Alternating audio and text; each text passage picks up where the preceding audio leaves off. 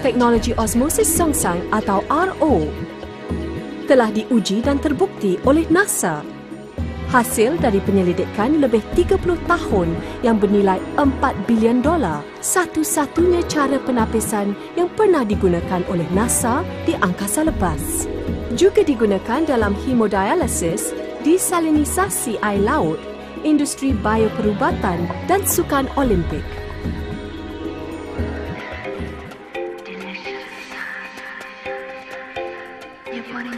BioPure RO boleh memberikan anda air bertenaga paling tulen disebabkan 4 ciri-ciri utama.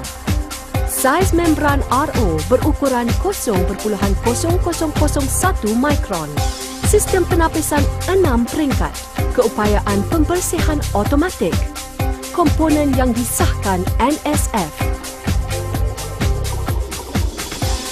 Saiz membran RO berukuran 0.0001 mikron. BioPure RO mengandungi membran separuh telap. Dengan mengenakan tekanan yang tinggi, molekul-molekul air yang halus dipaksa untuk menyerap melalui membran. Maka, segala bahan cemaran akan tertinggal di belakang.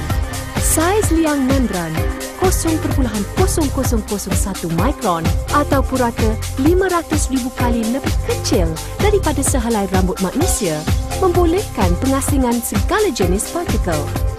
Oleh itu, ia dapat mengasingkan semua bahan cemaran biologikal, organik dan bukan organik. Ia adalah asas kepada sistem penapisan ini.